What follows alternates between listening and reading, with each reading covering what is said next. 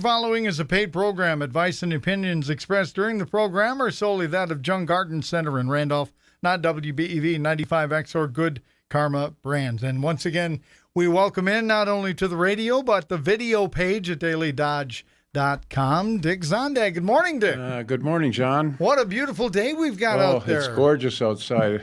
Perfect. Yes, indeed. What's happening at the store? Yeah, I see you're surrounded by beauty. Yeah, we're gearing up for Mother's Day. It's our biggest weekend, and things are looking really, really good. Brought a few of the annuals along today and a couple of unusual hanging baskets. Of course, container gardening is a big thing now, and I think probably the most popular container is a hanging basket because you can put it basically anywhere. You can hang something, and you can have beautiful flowers or, as I said, unusual. We do plant some lettuce baskets where we put leafing lettuce in the basket, and you can pick a leaf off and eat it, or you can make a salad out of it. And then I also brought along an herb basket that has basil and thyme and parsley and it looks like rosemary, a couple of other, and some chives. So, you know, if you want to have some of the aromatic herbs for cooking and things like that, you can buy one of those baskets, and then you just go out and pick a couple leaves off and put it in your cooking, and you've got more flavorful food. So the other things I brought along, too, were some hanging baskets with some of the newer type petunias in the Super Bells. I've got purple and sort of a burnt orange, and then the new proven winner, the variety is Lovey Dovey, and it's got a sort of a pinwheel effect. So it's got the white flower with the pink pinwheels in it. So, yeah, it's getting so now that there are so many beautiful annuals that you can plant out, and most of them make quite large plants so that you can plant one every 2 feet or every 2.5 feet, and within within a month or so, that whole area is filled in, and it just keeps blooming all summer long. And when it starts to look a little ratty, when the seed pods start to mature, the plant starts to go downhill because it thinks it's done its duty. Because annuals are defined as a plant that goes from seed to seed in 1 year, and so when they start to set seed, they think they've done their duty. So in mid-August, you take your head shears and cut them back and fertilize them, and within a couple of weeks, they're back in blossom, and you'll have a very nice fall bloom. So do a lot of things with annuals. I know a lot of people will plant a perennial garden, but then, perennials basically bloom in the spring or in the fall. There are a few that bloom in the summertime, but most of the time it's spring or fall. And so they put a few annuals in between the perennials so they have some summer color. So they have both annuals and perennials in their garden. And basically what you do with them is you take them home. Probably have to wait another week or so if you're not going to protect them to plant them out. But if you want to plant them out now, and I'm going to be doing some planting this afternoon in my square-foot garden, if you just have an old blanket or a sheet of plastic, if you know it's going to go below freezing, you can put that sheet of plastic over top, and there's enough heat stored in the soil now that unless we get really down into the low 20s, there should be enough protection there to keep the plants from freezing. So time itchy to get in the garden. I've planted onions already. I've planted some of the cole crops, the broccoli, Brussels sprouts, cabbage, cauliflower. And so those things are starting, and kale, and they're starting to perk up a little bit, and they can handle a frost, and so you don't even really need to protect them unless it's going to get really cold. So it's time to get the garden going. Started some seed tapes with radishes and carrots and beets. So they're starting to peak up above ground, and so, we're off and running. All right. Well, you must love what you do, because I always wanted to ask what a gardener does in his spare time, and you garden. Yeah, I actually, last night I was out on my I don't know if I should say this. I was out on my septic mound, which I just planted with strawberries last year Oh, my. instead of grass, and Yeah. the strawberries are starting to blossom. So it won't be long, and I'll have a bunch of strawberries. So Nice. put I don't know 300-400 strawberry plants in my mound, and they're really looking fine. I had to get out there and get the dandelions and some of the weeds that were starting to encroach out of there. So mow the lawn, get the dandelions that are peaking up, because the lawn is just starting now, and there are lots of places where weeds come in. So I wanted to get the heads off before they went to seed. And right now is a good time to, actually you can do both. You can put on crabgrass preventer if you want to prevent the crabgrass. And I think the creeping Charlie and the perennial weeds are starting to grow well, so you can use your Weed Beater Ultra and get out there and control those dandelions. So instead of having a beautiful yellow field like I've seen, out in the country, you'll have a nice green lawn. All right. By the way, 885-4446 is the number to call if you want to get on the air with Dick Zondag from Jung Garden Center of Randolph.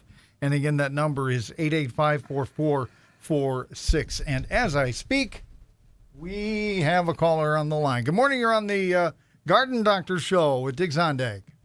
Good morning. I have a Corabelle plant. About a month ago, I go out there. It's like, why is it raised up? Oh. And I kicked at it, and oh my God, all the ants that came out.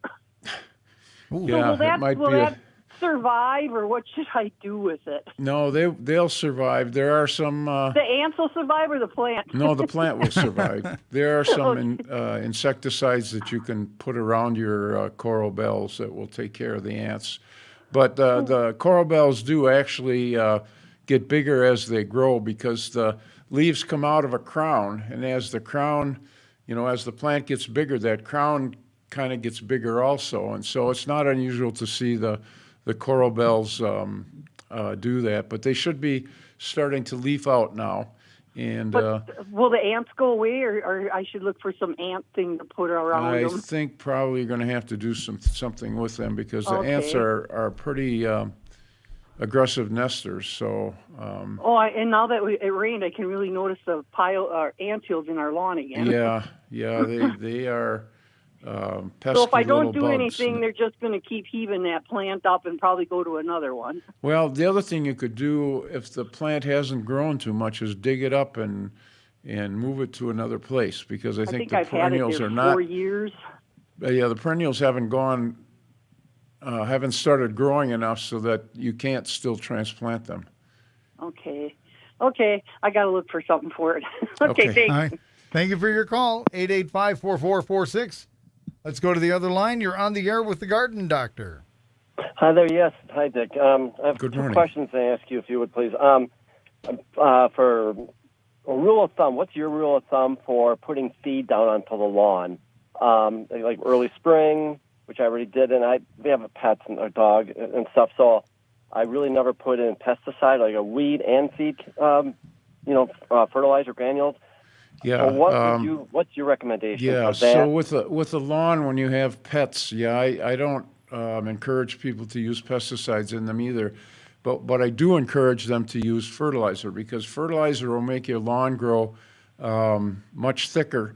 And if you've got a lot of creeping Charlie or a lot of dandelions, I don't know if you just let your dog run, but you could keep them out of that area for a couple of weeks, and then the pesticide has kind of degraded a little bit. But you got to be careful and read the label as to whether pets can go into the area after it's been treated, or how long you have to wait until after the pets have been there.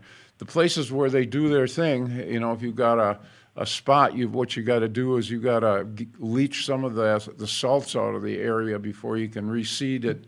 And you just do that simply by watering it down good 2 or 3 times, so that urine is leached out of the soil. At least it's spread out so that it's not toxic to the grass. And then you if you've got just a small spot, you can actually get grass seed embedded in sort of a papery substance that acts not only as your your grass seed and the lawn comes up, but that papery substance will cover the lawn, the area, and keep the grass seed moist so it germinates, and then it just degrades into the lawn. So, yeah, we have all of those things at Jung's, and they're good to use for spot. If you got a lot of area, then just straight grass seed, rake it up, rake it in, pack the dirt around the seed because you want the seed and the soil to come into good contact, and then water it.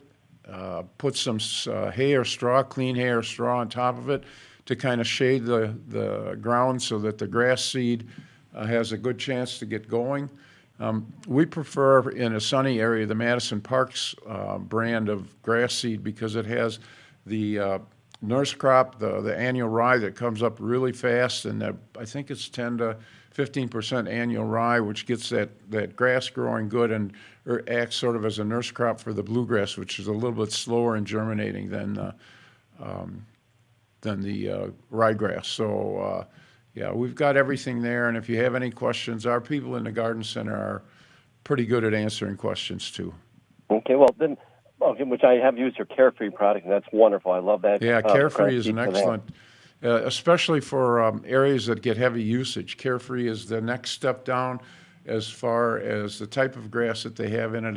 It's meant a little bit more for backyards where kids are playing and things like that. Carefree is excellent. Okay, and if I could yet, so then just lightly, I mean, I never know. Sometimes I see for straw or something, putting straw down on top of your grass seed. What do you use to that? I mean, how thick do you go? I mean, can you almost like suffocate it out if you have too much? Or? What I would do is maybe an inch. It just has to be a small layer that keeps the sun off the soil so that the water doesn't evaporate, and it keeps that area moist so that the grass seed has a chance to germinate and get into the ground, because the only thing that really kills grass seed is to have it start to germinate and then dry out. And so, one of the things that I did with my new lawn, I have a new house and tried to get the stuff started in July, which is the worst possible time to try to start a lawn. I did some dormant sowing. So after, I think it was after Thanksgiving, I reseeded the lawn, and now hopefully this rain that we got the last couple days will give us enough moisture to get that seed germinated and get the lawn thick, and then I'll be fertilizing it this fall so that we get it nice and thick, and then hopefully by next spring I'll have a great looking lawn. Okay, and one last question, I promise. So fertilizing, you just brought that up. So do you do it usually like spring and then fall and then winter time, and then winterize, or 3 times, or do you?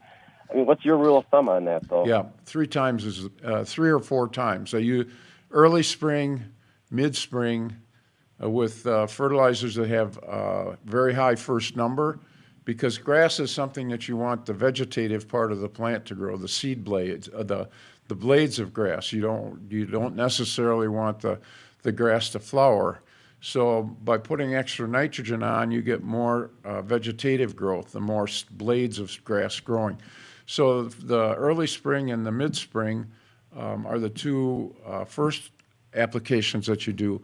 You don't want to fertilize in late May, early June, because then you're favoring the weeds, because grass tends to go semi-dormant in the summertime. And so if you fertilize in late spring or early summer, you're favoring the weeds that are in your lawn, because they like to grow in the summertime. And then as the days get shorter and the nights get longer, and late August, September, then it's time to put that application of high nitrogen fertilizer on again. And the winterizer is mainly the potassium. Phosphorus is something that causes problems when it's leached out. It causes the algae to bloom in our lakes and things like that. So most of the lawn fertilizers that you find, the second number will be 0, because that's the phosphorus. So you get a little bit of nitrogen in late fall, because you don't want to encourage that grass to grow too late into the summer, and then a little bit of potassium to get that root growth and keep the plant healthy through the winter. Actually, the summer is harder on lawns than the winter. Okay. Well, I appreciate all your help. Thank you. Yep. Thank you very much. You're listening to The Garden Doctor here on AM 1430 WBEV, also streaming live video on dailydodge.com. If you have a question for Dick Zondag from Jung Garden Center in Randolph, do not hesitate to call 885-4446. Let's go back to the phones. You are on the air with The Garden Doctor. Good morning.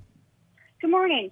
My question is, when you make a raised garden bed, what would be a soil mixture you could mix up and put in them? Yeah.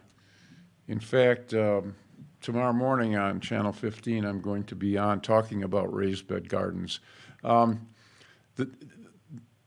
raised bed garden, the soil has to be really rich, and you don't want to use garden soil in it because the garden soil has a lot of weed seed in it, and you put weed seed in the environment that you have for the square foot gardening or the raised bed gardening will come up like crazy and just choke the plants. So what I've got 4 beds in the front of the garden center in Randolph, and 2 of the 4 are planted. One is going to go into carrots, and the other one I'm reserving for some other things. But basically what you do is you mix a third peat moss, a third vermiculite, and a third different kinds of compost by volume. You get a wheelbarrow, you buy a bale of peat moss, you spread it out, you fill a wheelbarrow, you dump it on a tarp, you take a bag of vermiculite, you fill your wheelbarrow or whatever pail you're using, and you dump that on the peat moss, and then you get some different kinds of compost, whether it's leaf compost or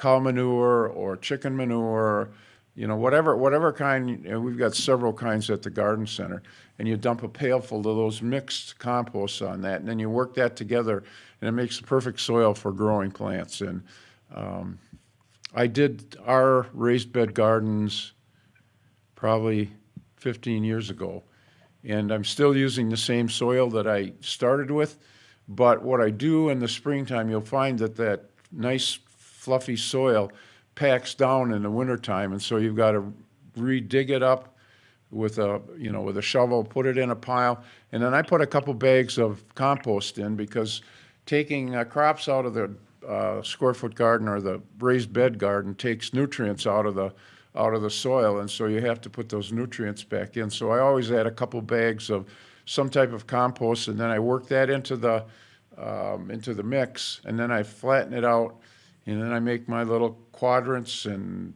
start planting. And I use seed tapes. They work really good. One of my square foot gardens, I have, instead of having a 6-inch layer garden, I have a 12-inch layer garden, because those carrot roots need a little bit more soil. And then what I do is I just take the seed tapes and put them about 2 inches apart all through that 4 feet. And so in the fall, when I go out there and pull the carrots out, they come out really nicely. You don't even need a shovel to work at to get them out. And I get between 1.5 bushels and 2 bushels of very nice, sweet carrots out of that 4x4 garden. Okay. Could you use 10-10-10 in there? Boy, that has a lot of nitrogen in it. If you do, you use it very sparingly. Maybe a vegetable can, full in a 4x4 garden. You don't need much, because that nitrogen, with vegetables, you don't need as much nitrogen, because if you put too much nitrogen in, it's like a lawn. You get the vegetative growth. The plants grow like crazy, but they don't produce the vegetables, or they produce them much later. And so you've got to be careful not to over-fertilize with the nitrogen. And that's the first number on the analysis. It's N, P, and K, nitrogen, phosphorus, and potassium. And so, if you're using 10-10, that has a lot of available nitrogen, and sometimes can cause the most beautiful, lush growth you get, but then you don't get much out of it as far as your root crops or your peas or whatever. Okay, and then in the compost, what you sell up at the store, what would be like the best one to get? If you're going to make a raised bed, I would say get 3 or 4 different kinds. We Okay. have leaf compost, we have cow, we have chicken. My mushroom compost, so just get a bag of each of those or 3 different kinds because each has a different nutrient level and has different texture. And so by adding that to the peat moss and the vermiculite, you get a very, very fluffy mix. And then you have to water more often too because that soil tends to dry out. My square foot gardens in the garden that we have outside the garden center has an automatic watering system because I'm very lazy. I let the time clock do the watering for me. And I already have my onions planted, so hopefully they'll produce a nice crop for us for fall. Okay. Ma'am? All right. Well, thank you. Ma'am, were you the one that called in that question earlier? Did you No. call in? Okay, there was someone else then. All right, thank you very much. All right, thank you. Yep. Yeah, Bye-bye. bye-bye. Because we did have a caller call in with kind of a similar question. When making your own dirt for your garden, what do you mix and in what quantities? Yeah. Yeah. It depends on whether you're doing the in-ground gardening. And if you do that, it's compost.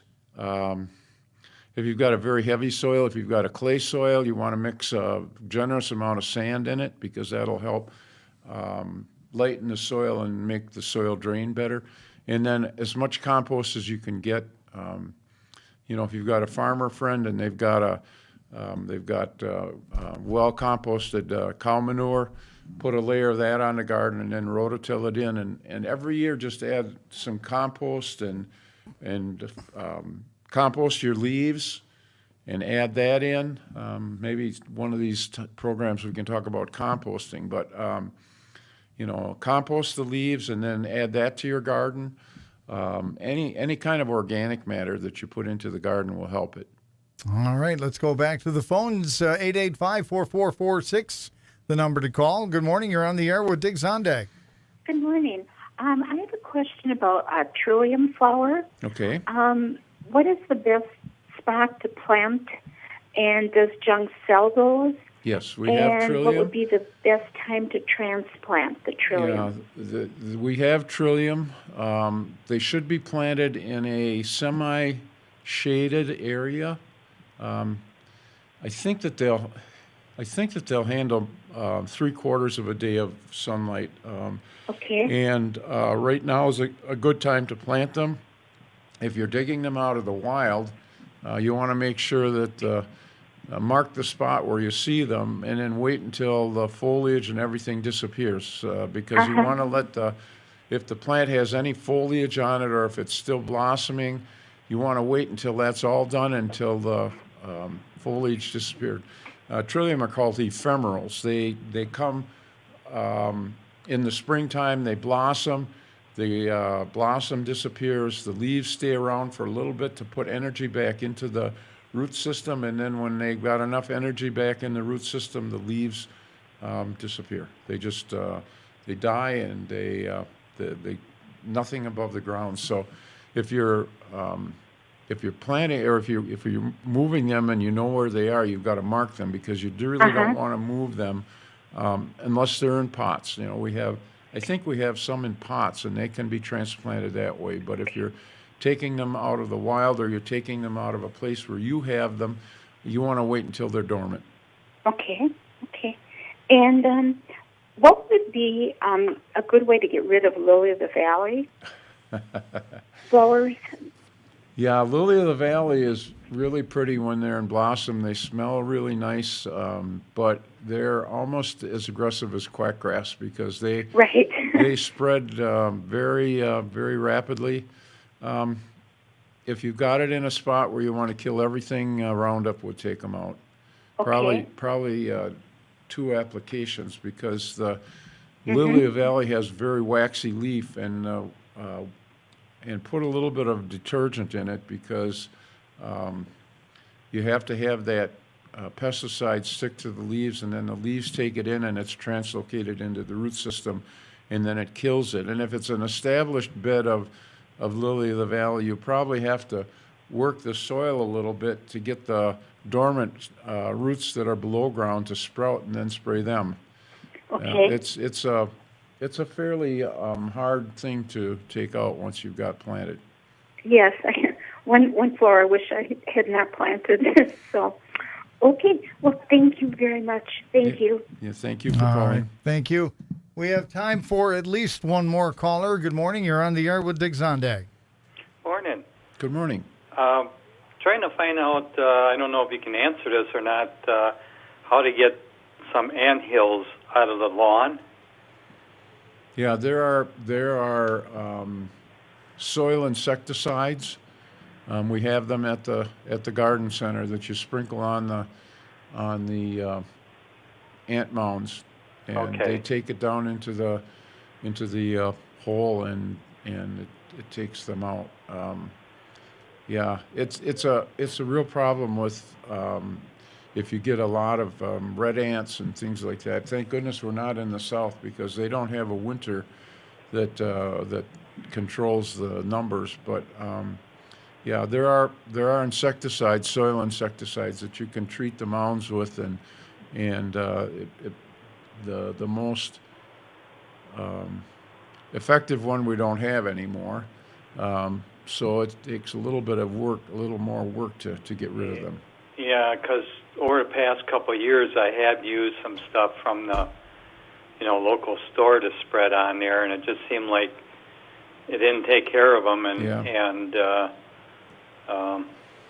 just trying to find out what is the best product to try to get rid of it. Yeah. Yeah. Well, the best one that we had is long gone. Okay. So it's something that they didn't replace then. No. There are some that are fairly effective, but the one that was really effective is not available anymore. Okay. Okay. Well, thank you. Yep. Thank you Thanks very much calling. for your call. That'll be it for the callers. Dick, again, what's happening at the store? Well, spring is busting out all over, I guess. Mother's Day this weekend, so if you're looking for something for your mother, or if you want to buy roses for her, don't buy the kind that are gone in a few days. You can get a rose bush. We brought out the bud and bloom roses. Now they're not in bloom yet, but that's probably good, because when you transplant them into the garden, then they'll bloom for your mother, and she can enjoy them there. So we've got those. We've got hundreds of hanging baskets, and like I said at the beginning of the show, we've got some unusual ones, the lettuce ones, the herb ones, and then you've got the decorative ones like I've got here. And then our annuals, vegetable plants are in now. We've got tomatoes, peppers, eggplant, and all the cole crops, kale and cauliflower and cabbage, cauliflower. So now's the time to get those in. And we still have asparagus roots and strawberries and raspberries. As I said, I was out in my strawberry bed last night, and they're starting to bloom. So I'm going to be planting a few more on the edge of one of the areas that I didn't have enough for. But I planted them last summer, and they're just beautiful now. So it doesn't take very long to get them into production. But with strawberries, you want to take the flowers that come out of the crowns right now off before they go to fruit, because you want the strength of the plant to go into the establishing it. But we've got good people in the garden centers to answer your questions.